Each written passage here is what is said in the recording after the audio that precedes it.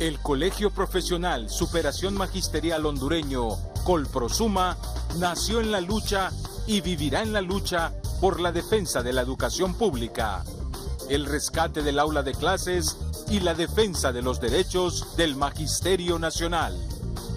A continuación, nuestro programa Acontecer Colprosuma.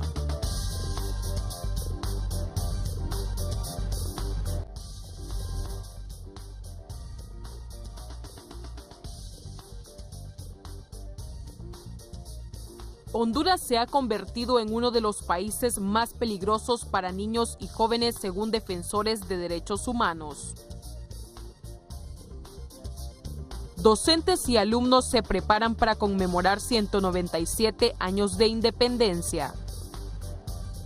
Este próximo 10 de septiembre, docentes celebraremos con entusiasmo y abnegación a todos los niños de Honduras. Entérate de estas y otras informaciones a continuación en tu programa Acontecer Colprosuma. Hola, muy buenas noches a todos nuestros afiliados, a nuestros queridos docentes a nivel nacional. Como siempre, un placer saludarle a cada uno de ustedes. Merari Rodríguez les acompaña esta noche. Bienvenidos a su programa Acontecer Colprosuma. 6 de septiembre, estamos en el mes de la patria y en los centros educativos. Ya los docentes, los alumnos, los padres de familia, con mucho entusiasmo, civismo, algarabía, alegría, se preparan para conmemorar este próximo 15 de septiembre los 197 años de independencia. Los docentes, padres de familia y alumnos con mucho civismo y entusiasmo se preparan con sus coloridos trajes, bandas de guerra, pelotón y sus lindas palillonas para conmemorar por todo lo alto este próximo 15 de septiembre los 197 años de independencia.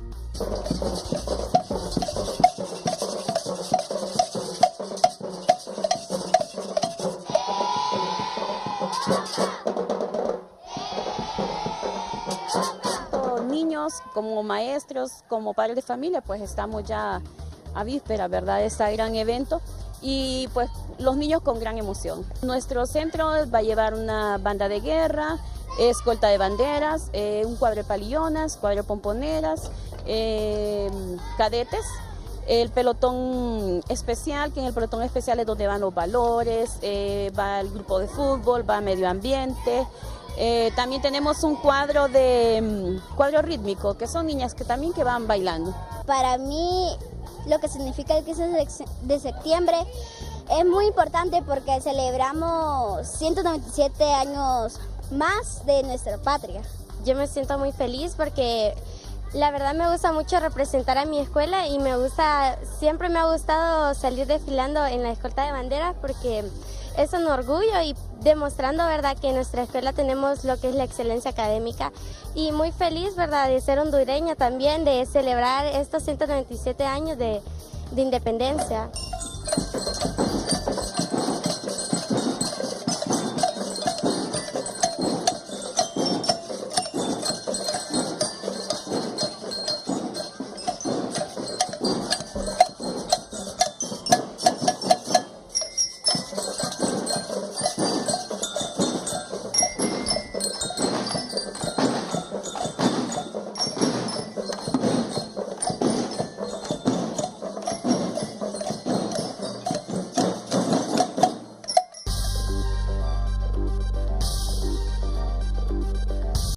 Y es que también hay que destacar que todas estas actividades conmemorativas al mes de la patria están siendo financiadas por los docentes y padres de familia.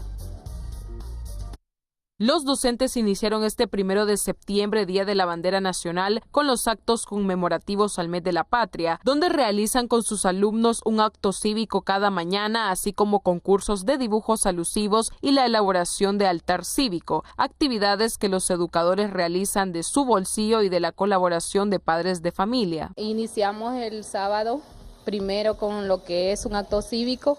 Izamos el pabellón nacional con los alumnos, hicimos un concurso también con ellos de dibujo Luego estamos en el día de hoy con lo que es la realización de un mural, la elaboración de un mural sobre el 15 de septiembre, el altar cívico. La mayor parte del tiempo sí, sale de nuestro bolsillo, se le pide colaboración a los papás, ellos ayudan, pero usted sabe que no en todo, ¿verdad? Uno siempre tiene que andar viendo, me falta esto, tengo que comprar lo otro, y como aquí solo somos 2 docentes, entonces entre las 2 suplimos las necesidades.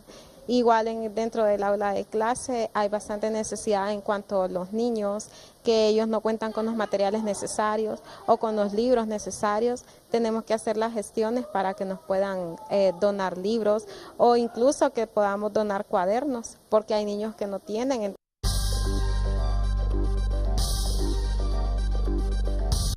Entre otras informaciones, luego de los últimos hechos violentos que cobraron la vida de jóvenes estudiantes defensores de derechos humanos, aseguran que Honduras es uno de los países más peligrosos para los niños y jóvenes.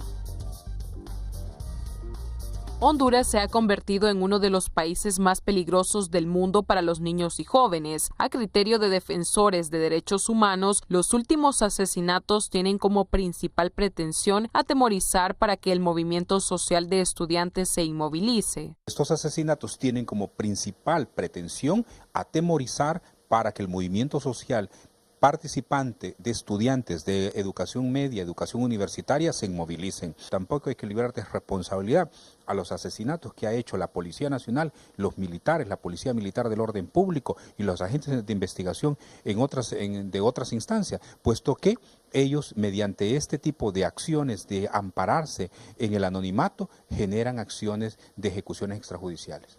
Asimismo, Wilfredo Méndez aseguró que el fondo de estos asesinatos es desmovilizar a los jóvenes que luchan por una reivindicación social y política. No hay que olvidar que el fondo de esto es evitar que la gente joven que está luchando por la reivindicación de derechos en cuanto a distribución de tierra, desmontaje de las estructuras económicas perversas, desmontaje de las estructuras criminales que gobiernan en el país, eso es el fondo de ellos para que estos agentes se mantengan todavía en el poder y desmovilizar a la gente que quiere una reivindicación social y política.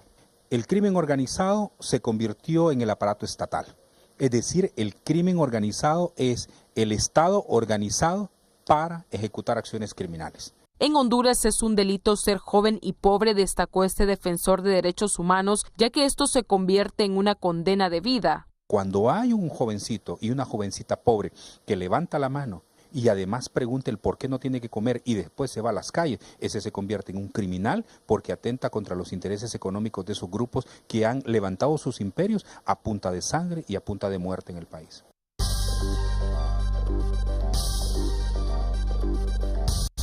Y en temas gremiales, la Secretaría de Asuntos Femeninos desarrolló un taller llamado Empoderamiento de la Mujer con las compañeras representantes de las seccionales de Francisco Morazán. La Secretaría de Asuntos Femeninos desarrolló un taller llamado Empoderamiento de la Mujer con las representantes de las seccionales de Francisco Morazán, donde se destacaron diversos temas. El taller que estamos realizando en este momento lleva por nombre Empoderamiento de la Mujer, en diferentes temas que se van a desarrollar en el transcurso de esta tarde. En este momento tenemos compañeras que representan a las diferentes seccionales del departamento de Francisco Morazán. La autonomía, el derecho a decidir de las mujeres, y también estaremos abordando temas de salud sexual y reproductiva, que son temas tabú ante nuestra sociedad. Las educadoras manifestaron la importancia de abordar estos temas, ya que a través de ellas se realiza un efecto multiplicador tanto en sus seccionales como en los centros educativos. Invitar a estas mujeres, ¿verdad?, para que estén pendientes y que hagan ese tiempo, ¿verdad?, para poder formarnos y poder fortalecernos. Solo de esa forma, de esa manera, nosotros vamos a tomar camino hacia adelante juntas. Temas muy interesantes, ya que nos enseñan y nos ilustran a cómo pues ser mujeres autónomas y más que todo pues lideresas, ¿verdad? Capacitarnos, ¿qué hacen? Darnos la oportunidad de que nosotros seamos ente de cambio y sobre todo que incidamos en la juventud para que sigan nuestro ejemplo. Estos temas son muy importantes porque los derechos de nosotros las mujeres, ¿verdad?, han sido pisoteados, y a través de estos talleres pues tenemos la voluntad de la decisión y vamos completamente con otra mentalidad diferente, ¿verdad?, para poder luchar y así enseñar, ¿verdad?, inculcarles a los niños desde pequeña que tenemos nuestros derechos y tenemos que hacerlos valer. En el taller participaron expositoras de la Organización Ecuménica por el Derecho a Decidir, quienes compartieron las técnicas a cada educadora de cómo ser un ente de cambio en la sociedad y centros de enseñanza.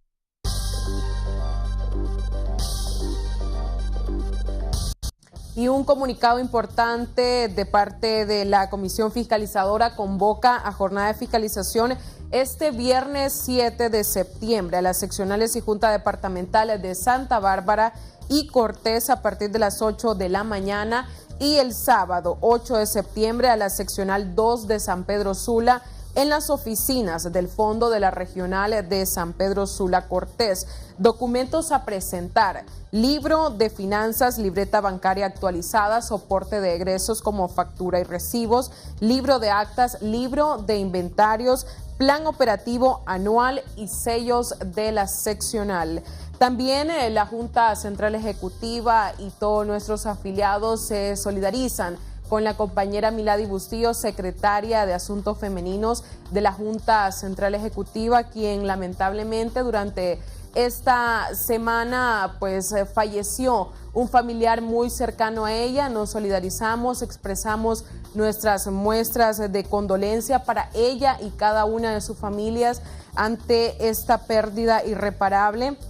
También lamentamos con profunda pena el fallecimiento de la señora Reina Rodríguez. Ella era madre de la profesora Belkis Patricia Chirinos, afiliada a nuestra organización de parte de la seccional 2 de San Pedro Sula y la Junta Departamental.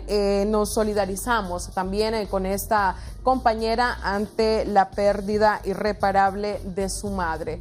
Y con el permiso de las familias dolientes, continuamos con nuestro programa. A continuación presentaremos nuestra opinión editorial, que esta noche está titulada La triste celebración del Día del Niño. No hay causa que merezca más alta prioridad que la protección y el desarrollo del niño, de quien depende la supervivencia, la estabilidad y el progreso de todas las naciones y, de hecho, hasta de la civilización humana. Después de nuestra opinión editorial, usted podrá ver el especial preparado para todos nuestros niños hondureños. A continuación, nuestra opinión editorial.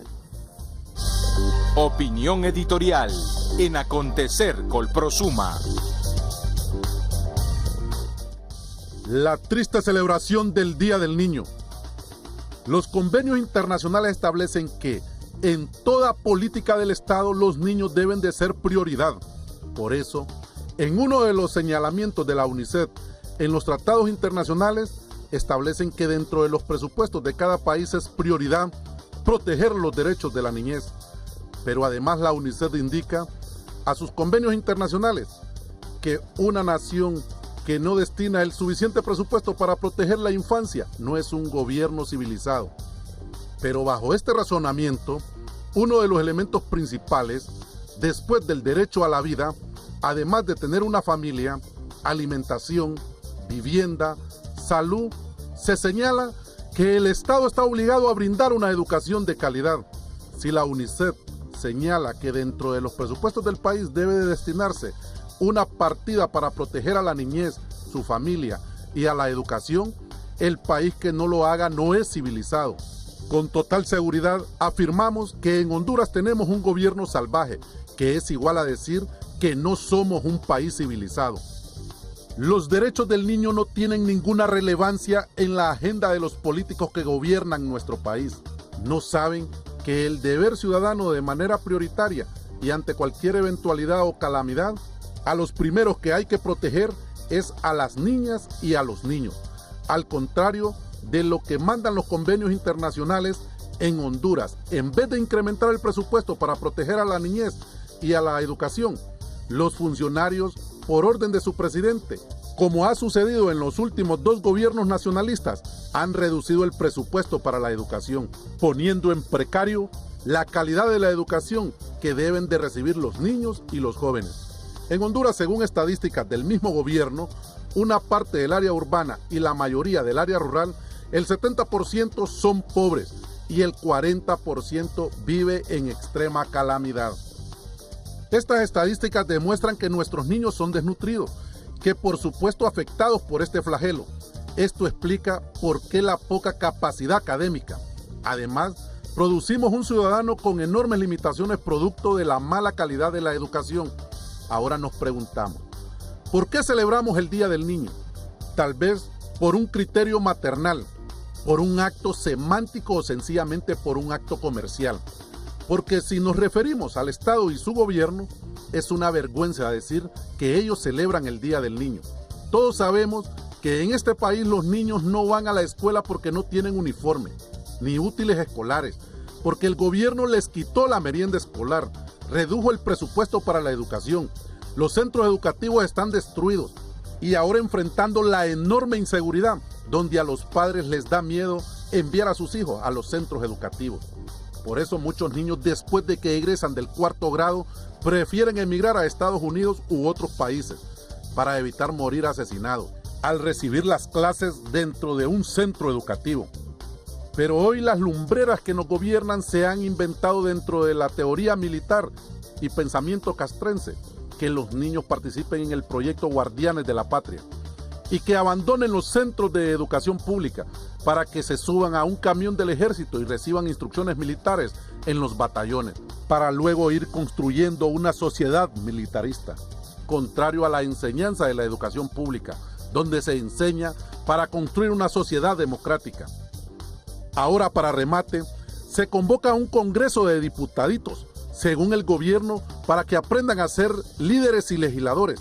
De igual forma, este ejercicio es malo para nuestra niñez, puesto que estos diputados que tenemos son un mal ejemplo y siempre están legislando contra el pueblo y la democracia. Pero como siempre, los maestros junto a los padres de familia, los que sostenemos la educación pública, los mismos que sufrimos y compartimos las enormes necesidades de nuestros niños, aún con estas enormes necesidades que ya señalamos siempre, vamos a celebrar el Día del Niño. También los niños pobres ríen, juegan y saltan. También ellos tienen derecho a su niñez, aunque estén abandonados por los gobiernos. Siempre vamos a sonreír, siempre vamos a celebrar. Los maestros, aún con nuestros miserables salarios, con centros educativos destruidos, que no tienen pupitre, agua ni luz, somos los únicos que celebramos el Día del Niño, desde luego, apoyados y acompañados por los padres de familia. Seguro los políticos hipócritas y cínicos van a aparecer en algunos lugares con unas piñatas y unas bolsas de confite, cuando al contrario, lo que los niños, los docentes y padres de familia están exigiendo es que estos políticos les devuelvan la merienda escolar, les devuelvan el presupuesto que le quitaron a la educación y les reparen los centros educativos. En nuestro país se celebra el Día del Estudiante, pero los están matando. Se celebra el Día del Maestro y nos persiguen y tenemos pésimos salarios. Se celebra el Día del Niño, pero les quitan la merienda escolar, el derecho a la vida y el derecho a la educación de calidad. Realmente no sabemos para qué tenemos gobierno. Ni siquiera existe el principio como país civilizado de proteger a las niñas y a los niños. Los docentes de Honduras, con verdadero cariño, con abnegación de educadores y junto a los padres de familia, les deseamos un feliz Día del Niño. Y aún con las enormes limitaciones en todos los centros educativos y en el seno de nuestra familia, lo vamos a celebrar con mucha alegría. ¡Que vivan las niñas y los niños de Honduras! Defendamos la escuela pública, rescatemos el aula de clases, porque nos asiste la razón, persistimos en la lucha. Junta Central Ejecutiva del Colprosuma.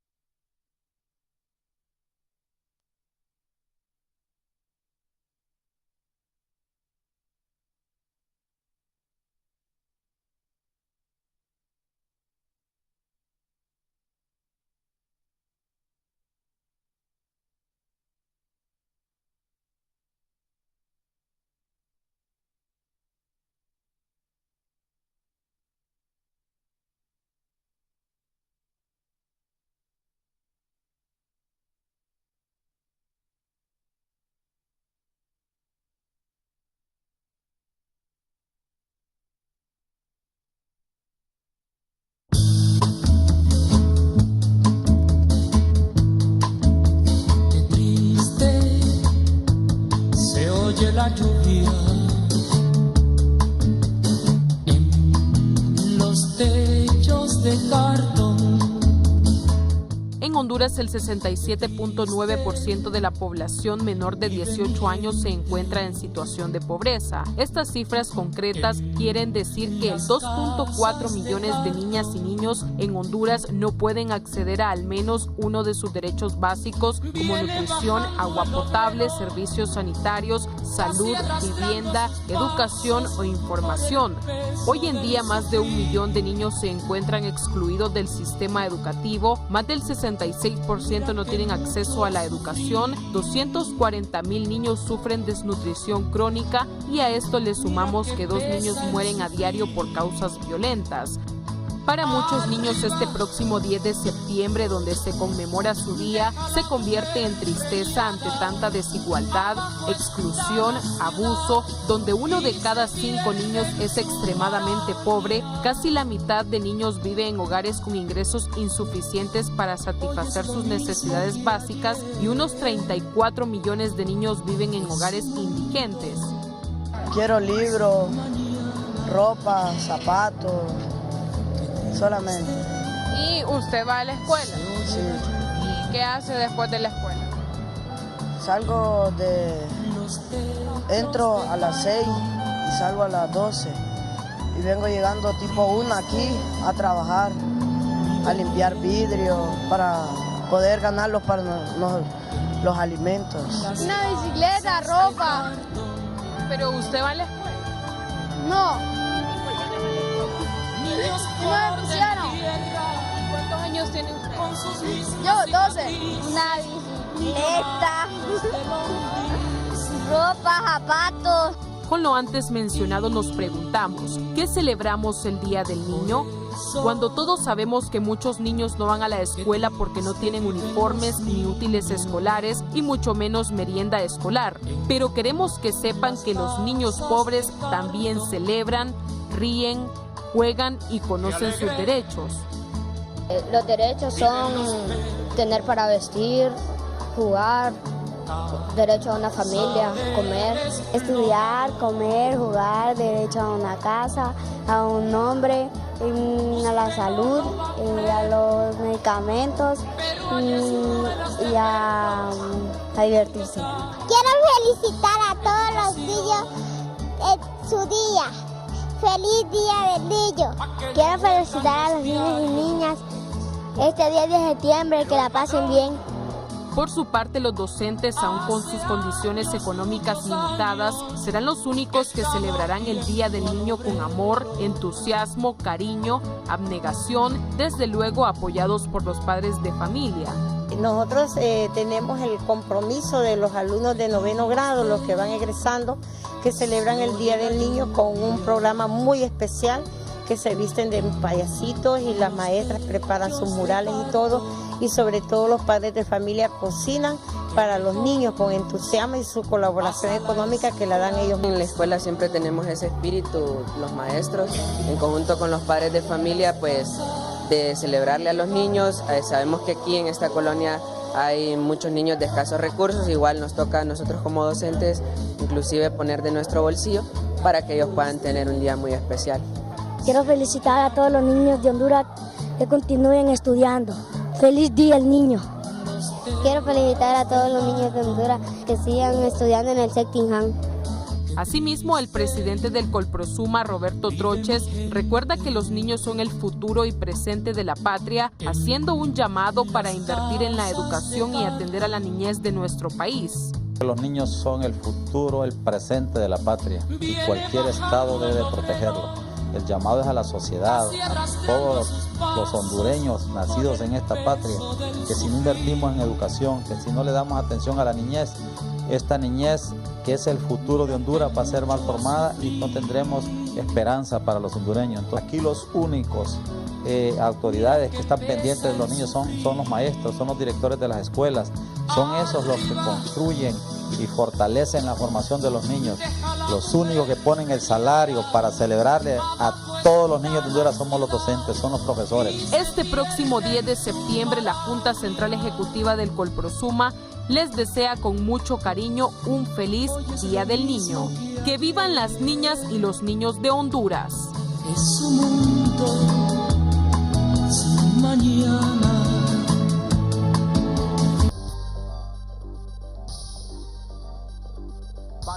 Panorama Gremial Educativo en Acontecer Colprosuma. Compañeros, continuamos en nuestro segmento de Panorama Gremial Educativo. En esta oportunidad nos acompaña el licenciado Guadalupe Ruelas, director de Casa Alianza, así como el licenciado Jaime Flores, coordinador del Observatorio de los Derechos de Casa Alianza, a los cuales les doy la bienvenida. Muchas gracias, Melody. Buenos días, de verdad, por el espacio y por compartir este momento con nosotros.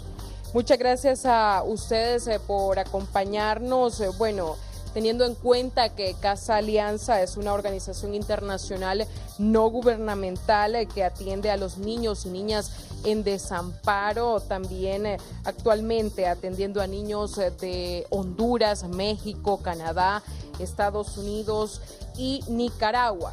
Y también tomando en cuenta que su misión está basada en la fe y en la creencia de que todos los niños, niñas y jóvenes tienen derecho al amor y al respeto. Es por eso que en esta ocasión hablaremos un poco sobre este tema muy vulnerable que ha golpeado a la sociedad hondureña, y es el asesinato de los jóvenes, de los estudiantes, donde para muchos es que ya se ha criminalizado la protesta por las últimas que hemos visto en la semana. 2 estudiantes del Instituto Técnico Honduras, un estudiante universitario, otra joven fue encontrada asesinada. Jóvenes están siendo asesinados entre años de 15 a 20, y es que para muchos catalogan que Honduras es uno de los países más peligrosos para ser jóvenes. Pero para comenzar, o en su opinión, ¿a qué se deben, a qué obedecen estos asesinatos de jóvenes en Honduras? Bueno, hay diversas causas de lo que hemos venido analizando. Casa Alianza hace un registro de ejecuciones y muertes violentas de niños y niñas desde 1998. Y hay un tema de violencia generalizada que el país sufre desde hace décadas, pero también hemos identificado, además de la violencia y la delincuencia común, otro factor que son las ejecuciones arbitrarias o extrajudiciales, en donde agentes estatales y no estatales o en complicidad arrebatan a sangre fría y después de, a veces con secuestro y tortura, a niños y jóvenes. Don Jaime Flores, ¿a qué factores serán los que están incidiendo para que el índice de jóvenes cada vez sea más alarmante?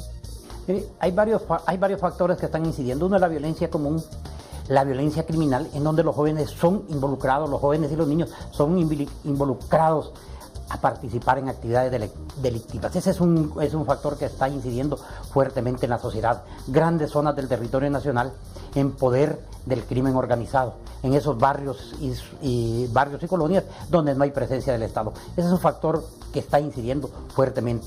Otro factor que está incidiendo fuertemente es en la violencia estatal, que eso es lo que más nos está preocupando.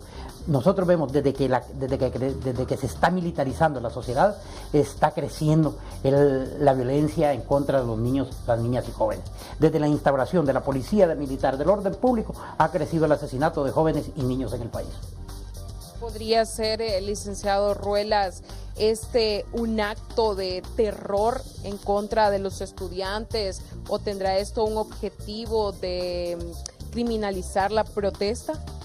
Ambas cosas. Las ejecuciones arbitrarias tienen la finalidad de aterrorizar a las poblaciones y de inmovilizar a las poblaciones. Es un lamentable hecho. Nos solidarizamos con la familia Mesa y la familia Suárez, que tuvieron esta irreparable pérdida la semana pasada, con todos los estudiantes y con todos los docentes que son comprometidos con la juventud y la niñez. Evidentemente esto es intencional y está hecho para, además de causar terror, generar miedo a la movilización y a la protesta. ¿Por qué? Porque vivimos en un estado, en una situación en la que no es la ley la que impera para resolver las diferencias entre distintos grupos. Las diferencias se resuelven por medio del poder, entonces a la gente no le queda otra que protestar cuando no recibe sus derechos, y el poder responde con la fuerza para tratar de inmovilizar a la población. Se estima que 7 estudiantes, esto de la Universidad del Valle de Sula, sumando todos los estudiantes que han sido asesinados, que de acuerdo al Observatorio de la Violencia son más de 1.500 jóvenes asesinados. Ahora Fusina asegura que esto se trata de grupos criminales. ¿Por qué? ¿Cree usted que estos realmente sean grupos criminales los que le están quitando la vida a nuestros jóvenes? ¿Cuál sería ese mensaje oscuro detrás de todo esto? Mire, aquí hay dos cosas. Siempre que hay un asesinato, las fuerzas de seguridad del Estado y los organismos del Estado siempre tratan de estigmatizar y criminalizar a la víctima.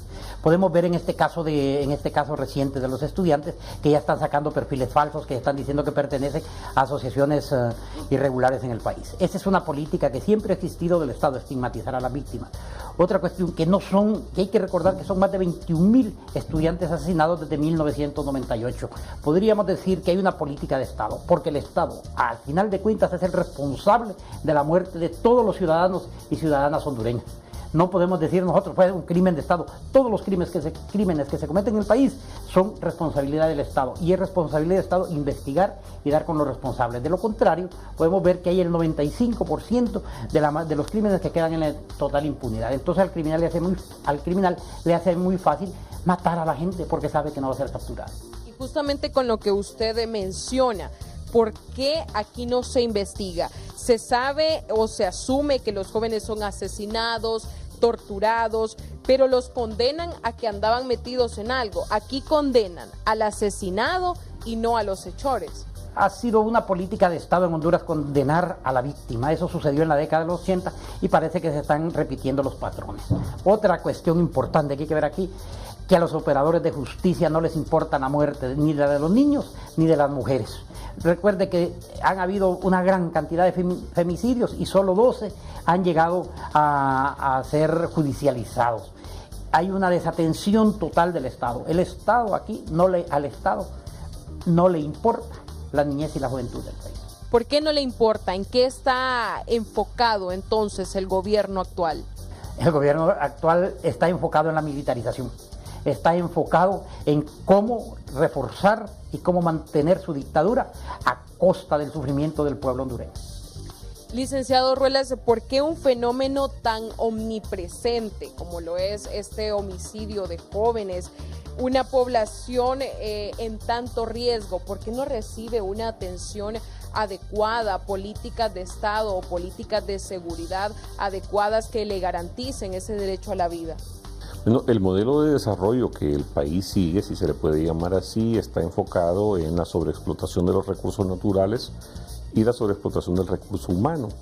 Entonces, bajo esas premisas, el Estado no está preocupado de educar para generar científicos, profesionales altamente calificados, sino mano de obra barata. Entonces, entre menos educada está una persona, más barata va a vender su hora de trabajo, y al mismo tiempo se vende el territorio o se concesiona el territorio, las carreteras, los ríos, las playas, la tierra, y eso genera un descontento en la población. Como surge ese descontento y no se actúa en base a ley, nuestros regímenes actúan por la fuerza, militarizan la sociedad para poder controlar a las poblaciones y tenerlas sometidas. Licenciado Flores, ¿en Honduras realmente vivimos en un estado de derecho si lo relacionamos con estos asesinatos, con la violación a los derechos humanos? ¿Realmente podríamos hablar de un estado de derecho? De lo poco que había de estado de derecho se terminó de romper en el 2009.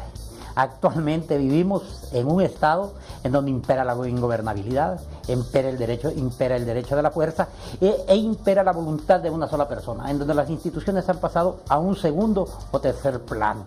Entonces en Honduras no podemos hablar de un estado de derecho. Mientras hayan 1,5 millones de niños que se quedaron sin cobertura educativa, donde hayan 32,000 niños que abandonaron en el 2017 las escuelas y todo, no podemos hablar de un Estado de Derecho. Un Estado de Derecho es aquel que no solo garantiza la vida de las personas, sino que garantiza también su bienestar.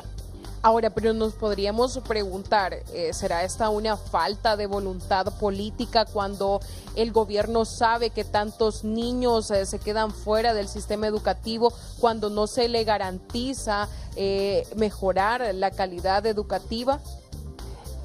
El gobierno nunca ha tenido, ningún gobierno desde la historia de Honduras después de la independencia ha tenido interés en la educación. A los gobiernos, a la oligarquía y a las clases poderosas de este país siempre le conviene tener un gobierno, tener gente ignorante, porque como bien lo explicaba Guadalupe, al tener gente ignorante, a la gente no formada profesionalmente, va a tener mano de obra barata y va a tener gente que la puede conducir en camiones, la puede conducir con una bolsa solidaria para que vaya a votar, ¿verdad? Hay un total desinterés en la educación y en la salud del pueblo hondureño. Así lo demuestran los presupuestos y las políticas públicas. Y ahora, algo muy importante, como lo menciona usted, bueno, sabemos que al presupuesto de la educación se le redujo de manera consecutiva y esto ha tenido gran repercusión en la escuela pública, lo podemos ver. Pero otro factor también, licenciado Ruelas, y muy importante, es la pobreza extrema que estamos viviendo en nuestro país. Los jóvenes, al no tener una oportunidad de acceso a la educación pública, son más vulnerables para que el crimen organizado o estos grupos criminales los absorban a ellos. ¿Qué podemos hacer con esto? Bueno, hay varias cosas en su consideración, María. En realidad, según datos de la cooperación, el 77% de los niños y niñas viven en hogares pobres en Honduras. Pero vemos nosotros que es mayor la cantidad de niños y niñas que deciden irse del país o desplazarse de sus comunidades huyendo de la violencia. Generalmente nos han enseñado que la gente que es pobre es vulnerable a meterse al tema de maras, pandillas. En realidad los jóvenes se meten a maras y pandillas en los barrios pobres no por ser pobres, sino porque el Estado no los protege. Es decir, si tuviéramos un Estado en donde una pandilla va y me amenaza y me dice que me meta a una mara, pero si yo voy a la policía, denuncio, la policía viene y pone en su lugar a esos criminales no me amenazarían a mí, no me obligarían. Entonces, no es la pobreza el primer factor generador de violencia, es la desprotección en la que el Estado nos tiene, es decir, es la ausencia de políticas públicas adecuadas. Ahora, ¿cómo o de qué manera está alzando la voz, por ejemplo, Casa Alianza o los defensores de los derechos de la niñez en cuanto a este factor que también es muy alarmante en cuanto a la migración de los jóvenes y lo que usted ya nos mencionaba? ¿De qué manera se está trabajando en esto? Bueno, nosotros tenemos varios programas. Hay que reconocer que somos una organización muy pequeña para la demanda de servicios y los problemas que la niñez en Honduras tiene. Y por otro lado, que somos una organización que brinda un servicio de recuperación. Entonces atendemos unos 1.500 niños y niñas cada año en estos programas de calle, el programa residencial, el programa de reintegración familiar y niños y niñas migrantes. Tratamos de que estos niños accedan a educación, a salud integral, aprendan un oficio y logren mejorar, su autoestima y puedan integrarse con sus familias. Sin embargo, como le digo, aunque sean 1.500 y se escuche bastante respecto de la necesidad que el país tiene, es un esfuerzo que es poco significativo. ¿Será que en nuestro país se ha convertido en un delito ser joven? Pues lo hemos dicho varias veces que Honduras es un país hostil para la niñez y para la juventud. Principalmente desde que Óscar Álvarez fue ministro de Seguridad Pública, se empezó a estigmatizar la niñez y la juventud de una manera muy fuerte, acusándolas de mareros, de pertenecer a grupos criminales, que eran los que gestionaban la violencia. En la época de los 80, de la represión, también era un delito terrible ser joven. Honduras, desgraciadamente, es un país que podríamos decir, y no Honduras, sino que sus gobernantes y algunos de sus gobernantes son enemigos de la niñez y la juventud. ¿Qué políticas se podrían implementar entonces ante esto que usted nos está mencionando y también estos programas de prevención para los jóvenes para que no continúen aumentando tanto el índice de asesinatos como los jóvenes y niños que están migrando hacia otros países? Aquí las políticas, aquí para contrarrestar toda esta situación que está viviendo la niñez y la juventud en el país, nada más es el Estado. Es tanta la problemática que el único que puede hacer cambiar esta situación y hacer valer como le corresponde los derechos de la niñez y la juventud es el Estado. todo lo que hace la cooperación internacional, todo lo que hacen las organizaciones es pequeño. Aquí solo esta situación se puede resolver a través de las políticas públicas y no hay otra salida. Desgraciadamente el Estado y principalmente este gobierno está más interesado en militarizar a la sociedad que en garantizar los derechos de los grupos vulnerables. Licenciado Ruelas, ¿hacia dónde vamos si continuamos con esta falta de políticas públicas, con esta falta de voluntad política por parte del Estado y con esta hazaña de militarizar el país? Bueno, solo el año pasado más de 50.000 niños abandonaron las aulas escolares, y eso contando que ya existe 1,5 millones que no va a las aulas escolares, y este año la matrícula bajó en más de 30.000 niños y niñas. Significa que no estamos avanzando. Cada 12 horas se asesina un niño o una niña en el país, y cada hora se va más de un niño del país. Entonces estamos caminando a ser un país donde el derecho a ser niña y niño se ha perdido. Los niños tienen que empezar a pensar en irse del país apenas en 4º o 5º grado. Recientemente se hizo un estudio por parte de la cooperación y más del 60% de los niños de 5º y 6º grado decían que su sueño era irse del país. Eso es terrible. Y eso es terrible porque también lo hemos reflejado en los informes de rendimiento académico presentados recientemente, cuando niños ya de 4º grado están pensando en migrar por una reunificación familiar, pero esto también porque la escuela pública ya no es atractiva para los niños. Bueno, la escuela siempre es y debe ser un espacio de protección, es decir, ¿qué niño no va a querer estar en la escuela con sus compañeritos, compañeritas, jugar? Pero cuando hay un ambiente de tensión, cuando no hay inversión en la educación, evidentemente es desde el Estado que se desmotiva la participación de los niños y niñas en la escuela.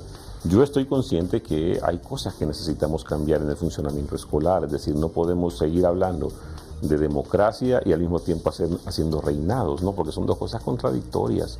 No podemos seguir hablando de ser buenos ciudadanos y disfrazando a los niños de militares, porque son cosas contradictorias. Entonces tenemos que repensarnos desde el aula. Cada maestra, cada maestro tiene que repensar la gran responsabilidad que tiene. Queremos crear una sociedad militarista o una sociedad de ciudadanos y ciudadanas que colaboran y creen en el diálogo.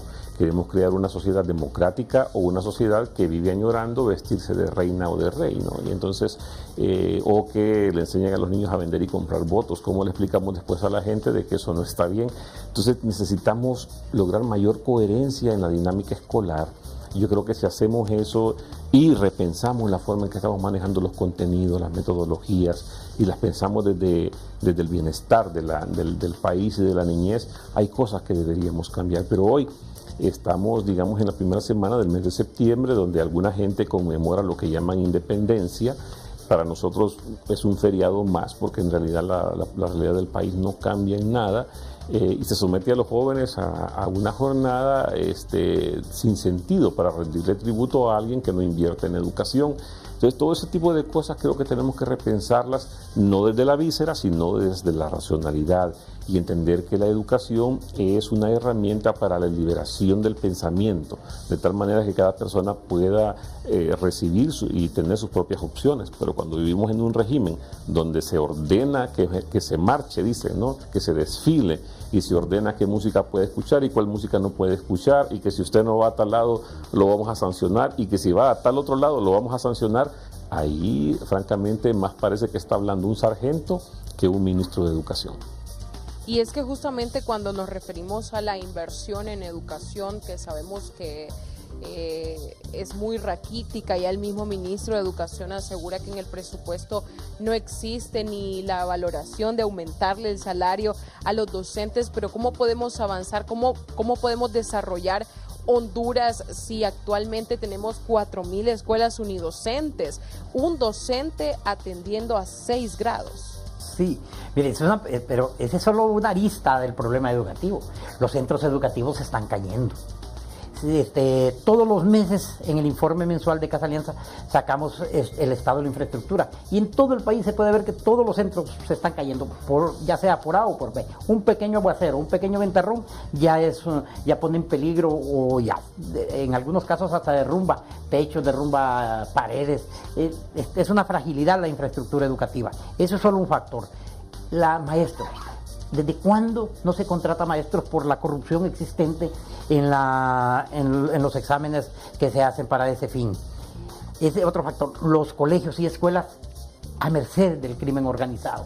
Entonces, la problemática es grande, se habla de 30 años de rezago dentro del sistema educativo nacional, y eso lo dice el mismo ministro, pues. Y al parecer no hay alternativa por lo que hablábamos anteriormente. No hay una política de Estado enfocada a mejorar la cuestión de educación. Se le da prioridad y están enfocados, y volvemos al mismo tema, a la militarización de la sociedad. Porque justamente ante esta falta de inversión en la educación es que muchos de los jóvenes también se apersonaron a hacer sus protestas. Sabemos que los jóvenes estudiantes tenían una protesta por su bono escolar, algo justo, un derecho que se les había quitado a ellos. Entonces, ¿cómo percibimos desde los organismos defensores de derechos humanos, tanto nacional como internacionalmente, cuando se ha criminalizado el derecho a la protesta y ahora hasta catalogado como terrorismo? Sí, aquí lo que podemos ver es el cierre de espacios para la protesta en todos los sectores. Aquí todo lo que no le conviene al actual gobierno o al Estado ya se criminaliza y se reprime. Usted puede ver que el tratamiento fue totalmente diferente a los estudiantes que a los transportistas. A los transportistas hicieron sus manifestaciones, nunca pudieron ser gaseados. Pero los estudiantes apenas se movilizan y se toman una calle, inmediatamente llega la fuerza represiva del Estado a reprimirlo, ¿verdad? Entonces hay un tratamiento diferente para todos los sectores. A unos se les protege y a otros se les reprime. ¿Y por qué los jóvenes? ¿Será porque son los más vulnerables o porque ya no tienen derecho a la protesta? Bueno, hay que ver que en esto influye también el manejo de recursos, y desde la mente del régimen los jóvenes son un gasto, no son una inversión. Entonces, claro, por un lado estos regímenes acostumbran a la población a recibir bonos, limosnas, regalos, en lugar de recibir inversión. Y por otro lado, cuando los jóvenes exigen eso, entonces se les castiga, ¿no? Tenemos gobiernos que son hostiles a los pobres y a las pobres, y si esos pobres, digamos, son jóvenes, entonces la hostilidad es mayor, porque estamos acostumbrados a culpar, somos una sociedad acostumbrada a castigar a los niños, somos una sociedad acostumbrada a golpear a las niñas y los niños, a abusar de ellos, y si eso sucede en las casas, y de ahí de esas casas salen los gobernantes, los burócratas, los policías, ¿cómo podemos esperar que no vayan a ser violentos, ¿no? Si es lo que han aprendido desde pequeños? ¿O será que ya la violencia se ha convertido en una rutina en nuestra sociedad por la misma ignorancia del pueblo hondureño? La violencia siempre ha sido un método de control de parte de los estados, de los gobiernos para sus habitantes.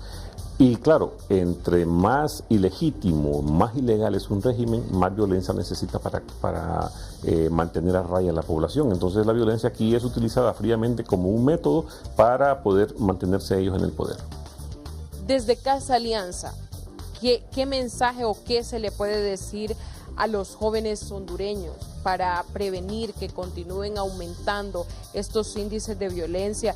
Porque si vemos que estos asesinatos tienen un patrón quizás destinado para sembrar terror entre ellos o para evitar que ya se proteste o se defiendan sus derechos, pero ¿qué le podemos decir a la juventud hondureña? Bueno, yo creo que lo único que nosotros podemos perder es la esperanza. Y otra cuestión que se le podría plantear a la juventud hondureña es una mayor organización para hacerle frente a un gobierno violento, a un gobierno opresor y a un gobierno que cada vez que la población le quita su apoyo, aumenta sus niveles de violencia y de represión. Ahora, ¿cómo podemos evitar estos niveles de violencia y represión cuando claramente vemos que los asesinatos van a continuar porque ya ustedes lo manifestaban? Esto es ya un método, podríamos decir, muy común de la manera de callar o silenciar a los jóvenes. Bueno, ¿qué podemos hacer? Bueno, mire, cualquier vía de solución de esta crisis o cualquier salida de esta crisis pasa necesariamente por la salida del régimen actual, que es una de las mayores fuentes de corrupción, de ingobernabilidad y de violencia. Entonces, mientras no tengamos nosotros un gobierno que respete la ley y garantice que todas y todos respetemos la ley y vivamos en el marco de la ley, es muy difícil construir un país. Entonces creo yo que las dinámicas que se están dando en el país tienen que desembocar más tarde o más temprano en la salida de este régimen ilegal para que podamos volver a la legalidad. Solo desde la base de la legalidad podemos construir un país. Entonces la tarea que tenemos las y los ciudadanos es hacer lo que está en nuestras manos y nos corresponde desde cada posición para que volvamos a esa legalidad. ¿Por qué no tomar quizás como una solución una campaña? Porque el gobierno muchas veces utiliza como show mediático esto para desviar la atención de los verdaderos y grandes problemas en Honduras, como es la educación, la salud, la seguridad. Entonces, ¿por qué no implementar una campaña donde sea más educación, menos violencia? Una campaña, sí es cierto, ayudan a sensibilizar, ayudan a concientizar a la mayoría de la población, pero una campaña no es suficiente para problemas estructurales, ¿verdad? Cuando el sistema está en contra de las grandes mayorías, cuando el sistema utiliza la violencia en contra de los diversos grupos, principalmente los más vulnerables, una campaña no resulta suficiente. Aquí lo que podría hacer es una oposición bastante organizada que le haga frente a esta situación y que en realidad se plantee la salida de un régimen que últimamente solo tragedia y dolor le ha provocado a la población hondureña. Licenciado Ruela, ¿sería este quizás un mensaje para el gobierno ahora que ya se instaló el diálogo nacional y cuando en el país se encuentran organismos internacionales? Bueno, desafortunadamente el diálogo está planteado para resolver el problema de los candidatos. No está planteado para resolver el problema del país. No es un diálogo para resolver la pobreza, la desigualdad, la violencia, la poca escolarización, el poco acceso a salud. Es un diálogo para una ley electoral, para ver si se enjuicia o no se enjuicia quienes violan los derechos humanos, para ver si se reelige o no se reelige. Es decir, está resolviendo o quiere resolver los problemas de una élite, pero no está hablando de los grandes problemas del país, ni siquiera de la migración. Entonces es un diálogo que irá a resolver los problemas de otros, pero no va a ser solución para nosotros. Entonces, cuando a mí me dicen, bueno, ¿qué le quiere usted pedir al gobierno? Yo digo, bueno, es que francamente primero necesitamos tener un gobierno que esté en la legalidad. Pedirle a este gobierno es perder el tiempo en el sentido de que su única agenda es la subsistencia en el poder. No puede tener otra agenda porque como llegó ahí ilegalmente impuesto desde el exterior, tiene que mantenerse por la fuerza. Entonces, si yo sería ingenuo en pensar de que si yo le pido a este gobierno, mire, por favor, deje el poder para que el país retorne a la legalidad, pensar que me van a decir que sí. Entonces, lo que podemos hacer es voltear a donde nunca debimos dejar de poner la mirada, que es al movimiento social, que es a las organizaciones gremiales, que es al fortalecimiento de la participación ciudadana para generar verdaderos espacios de coordinación y empezar a crear las bases para volver a la legalidad a este país. ¿Podría ser un diálogo sin contenido cuando no se contemplan los grandes problemas como lo es el desempleo, la educación, la migración, la salud, la seguridad y cuando ellos están enfocados únicamente en resolver la crisis política? Sí, mire, en relaciones internacionales a veces el diálogo se conoce como dialogar por dialogar. En otras palabras, ganar tiempo. Este diálogo no va a llegar a ninguna parte. Como sabemos, ni siquiera busca resolver la crisis política, los problemas políticos que busca el país. Busca resolver el problema de los candidatos molestos porque no ganaron las elecciones, ¿verdad? Entonces, lo que el gobierno está tratando de hacer con este diálogo es ganar únicamente ese tiempo que a él se le acorta. Así es, y lamentablemente, bueno, ellos han dicho que en la segunda etapa del diálogo quizás se podrían tocar estos temas, pero realmente sabemos en qué se han enfocado. Entonces, ¿por qué no hablar de un diálogo, de un pacto quizás por la niñez, por la educación pública, por el no asesinato a los jóvenes? ¿Sería ese también una opción? Bueno, como digo, en un régimen como el actual, no es posible pensar en el mejoramiento de las condiciones sociales o económicas. Porque, es decir, cada vez que yo quiera cimentar una casa en una ola del mar, lo que voy a conseguir es un ladrillo que se hunde. Eso es lo que sucede en esta coyuntura. No hay un estamento de legalidad en donde construir una política social o económica, educativa, de empleo, porque no existe. Entonces, cada pieza que querramos poner va a ser un factor más de crisis. Entonces tenemos que ser conscientes, necesitamos volver a la legalidad. Y volver a la legalidad pasa por, voy a decirlo con lenguaje de computación, resetear, es decir, que otra vez empecemos a respetar las leyes que tenemos para ver si las mejoramos o las cambiamos. Pero mientras no respetemos las leyes no va a funcionar. Y un ejemplo claro es la recién hecha elección del fiscal general, ¿no? Es decir, una elección que se hizo al margen de un proceso, al margen de la ley y que se mantiene solo por el poder. Entonces, así estamos eligiendo las autoridades. Entonces, autoridades que son electas de manera ilegal no pueden generar institucionalidad fuerte en el país. Licenciado Jaime Flores, para finalizar, su mensaje ante esta problemática ya es alarmante, vulnerable, porque se trata de los jóvenes de nuestro país. Sí, mire, es terrible lo que nos está pasando. No podemos a los jóvenes hacerles un llamado que no pierdan la esperanza, y a la sociedad en general que nos organicemos para enfrentar esta dictadura. No se puede esperar nada bueno de un tirano. Muy bien, licenciado Guadalupe Ruelas, director de Casa Alianza, y el licenciado Jaime Flores, coordinador del Observatorio de Derechos de Casa Alianza, nos acompañaron en esta ocasión, a los cuales les agradezco por su participación. Muchas gracias a ustedes y también a cada uno de nuestros compañeros. Con esto nos despedimos y nos encontramos el próximo jueves. Hemos presentado su programa Acontecer Colprosuma. Será hasta el próximo jueves en una nueva emisión. Porque nos asiste la razón, persistimos en la lucha.